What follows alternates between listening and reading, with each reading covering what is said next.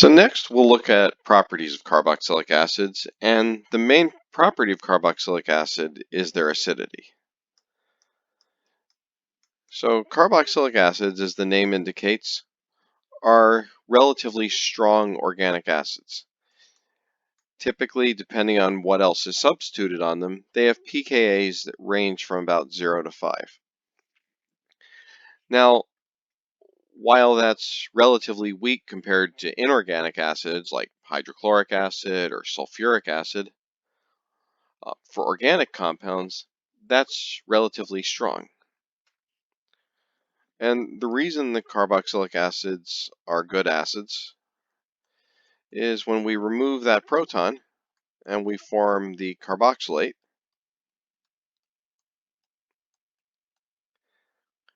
that carboxylate, that anion, is stabilized by resonance into the carbonyl. Now, we've talked about in the past that different substituents can have an effect on just how acidic the carboxylic acid is.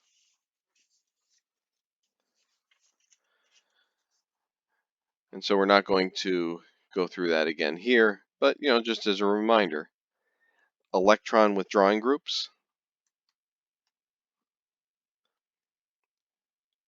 give us stronger acids, and electron donating groups give us weaker acids. Now, the high level of acidity on carboxylic acids is very useful in extractions, because if we have a long chain carboxylic acid, say something like decanoic acid is not at all water soluble. But as soon as you remove that hydrogen from decanoic acid and make it into its carboxylate salt, at that point it doesn't matter how long that carbon chain is, it's going to be completely water soluble.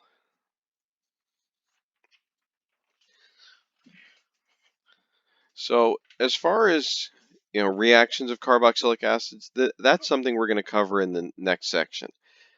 As I mentioned, reactions of carboxylic acids are fall under the category of nucleophilic acyl substitution, and we want to just cover all of those together because the mechanisms are so similar for all of those reactions. But what we are going to talk about here are nitriles. And so first of all, how do we make a nitrile?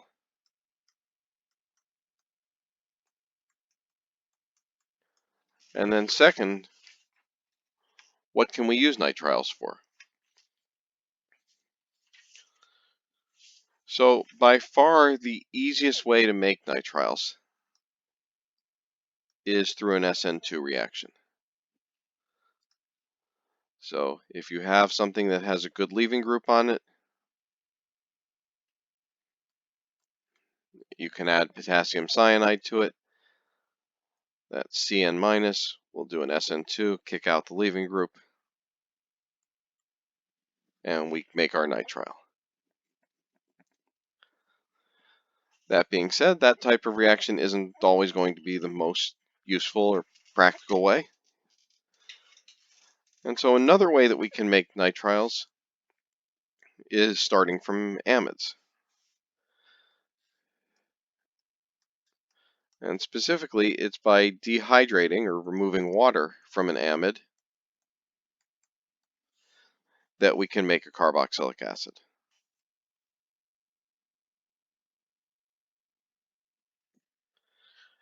Now, it can't be any amide. I mean, we can have an R group over there. That doesn't really matter. But the amide itself is going to need to be one that has hydrogens on this nitrogen. Because as you're going to see in this reaction, we're going to lose both of those hydrogens as this reaction goes. In fact, as we said, the reaction is referred to as a dehydration. And as a dehydration, it's going to lose oxygen and 2 hydrogens. So the byproduct is, of course, water. In order to do this reaction, we need thionyl chloride, SOCl2, and then we heat it up in some sort of organic solvent such as benzene. But the reaction starts by the lone pair on nitrogen adding in and the pi electrons attacking the sulfur of the thionyl chloride.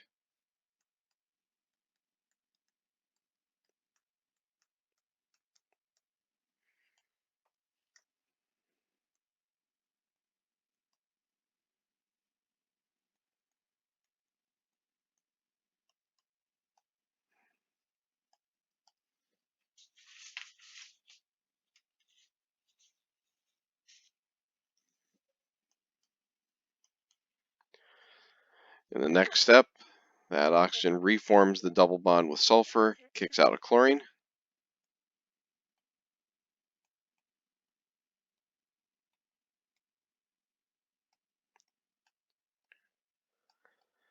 And a lot of what we're doing up here is very similar to what we talked about when we did dehydration of alcohol reactions.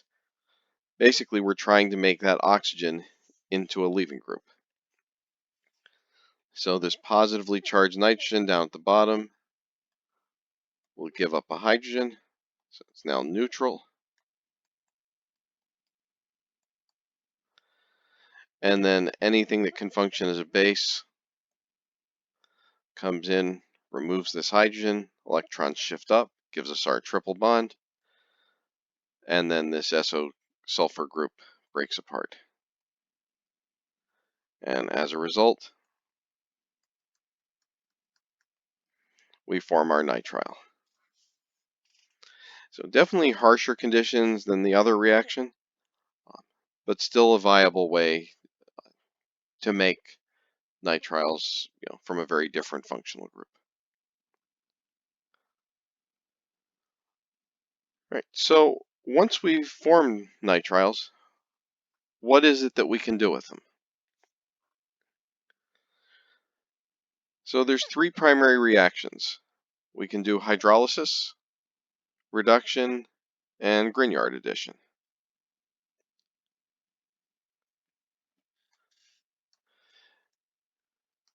So the reduction is probably the simplest of the three reactions.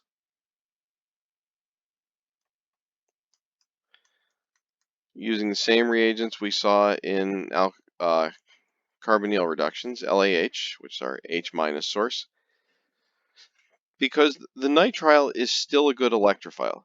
It's maybe not as good of an electrophile as, say, a carbonyl, because the carbon-nitrogen bond doesn't get polarized quite as much as the carbon-oxygen bond does. But it's still, still can function as an electrophile if we have a sufficiently good nucleophile. And so if we add H-, like we saw with alcohols using LAH, adds to the carbon, and we shift the pi electrons up onto nitrogen.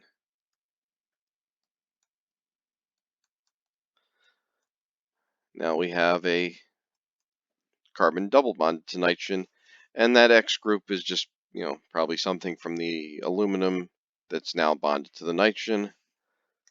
This process repeats.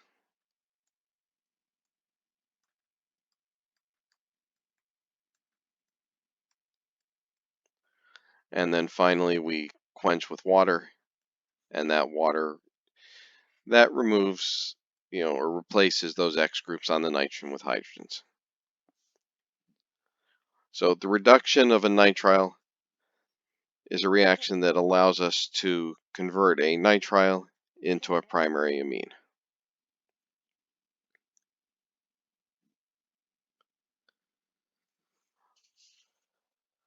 All right, what can we do with the Grignard reaction? So we can also add Grignard reagents to nitriles.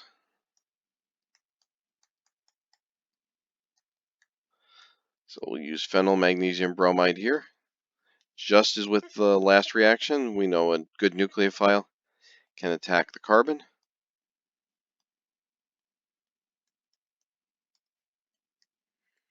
And we've managed to form this new carbon-carbon bond.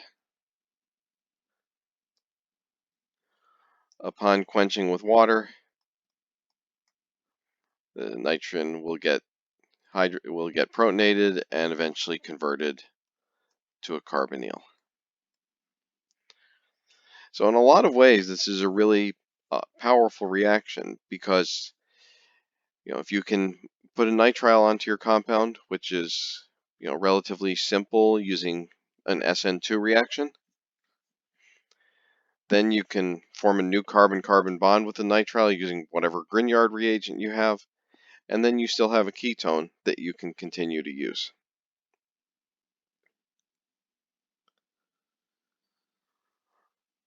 All right, our last reaction of nitriles is hydrolysis.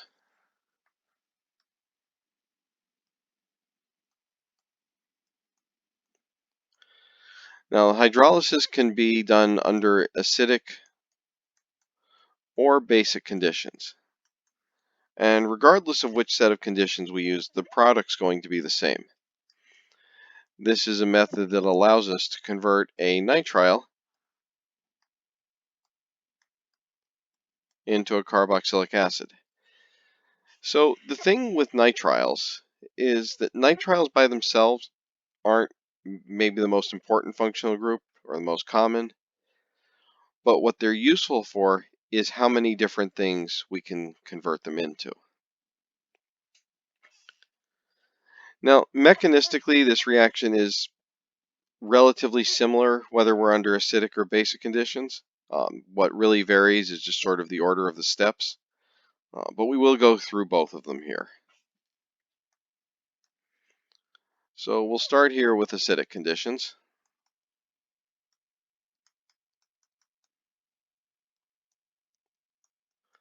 Using H plus and water. So if you recall reactions of carbonyls under acidic conditions, we often saw that the first thing was protonation of the carbonyl.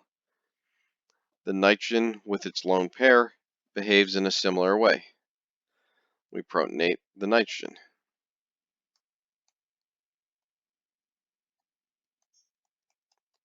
If you recall with carbonyls, we did that because it made it into a better electrophile. Same thing happens here. And now water, which isn't the best of nucleophiles, will be able to attack.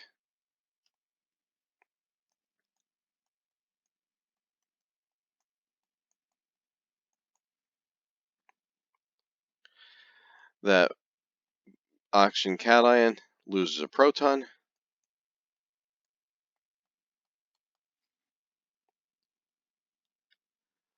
and this then undergoes a process known as tautomerization. That's something we'll get into more in the future.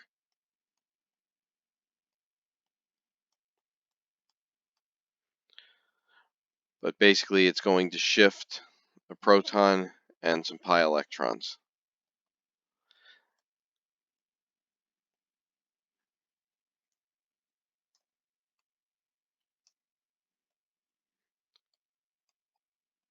And so we form an amide,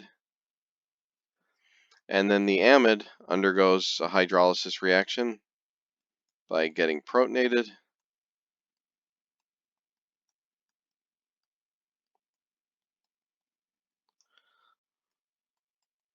Water attacks, gives us our tetrahedral intermediate.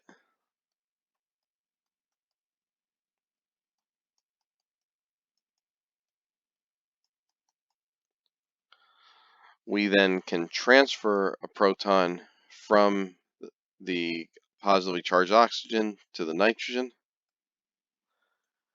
And we're almost there.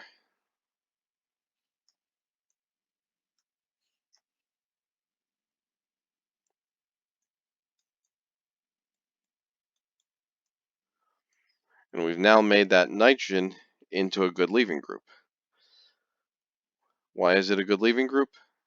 Well, the leaving group here is ammonia. And as soon as ammonia leaves, ammonia is a gas, and there's no way we're going to get it back. So this step is not reversible. And upon losing that proton at the top, we get our product, carboxylic acid. So that's the reaction under acidic conditions. A fairly long mechanism, but largely a lot of steps that we've seen many times before in other processes. What about under basic conditions?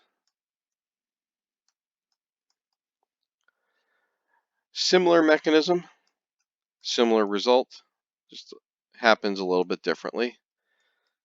So under basic conditions, because we have a better nucleophile, we don't need to activate the carbonyl.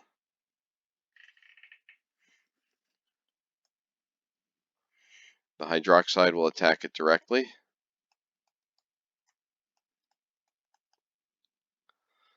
We then protonate the nitrogen anion, and we undergo the same tautomerization that we did under acidic conditions.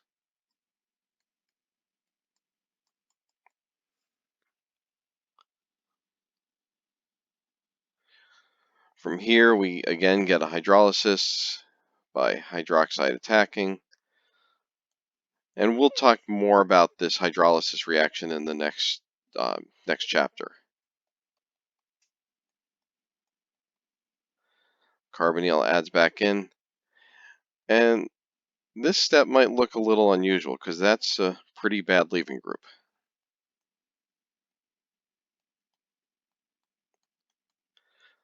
The thing is, once that leaving group forms though, that NH2 minus, it's going to immediately, as any carboxylic acid does form, deprotonate it and form the carboxylate salt. And that, based on pKa's, based on acidity, is the step that drives the reaction forward. Finally, if we quench with acid, we get our product, the carboxylic acid.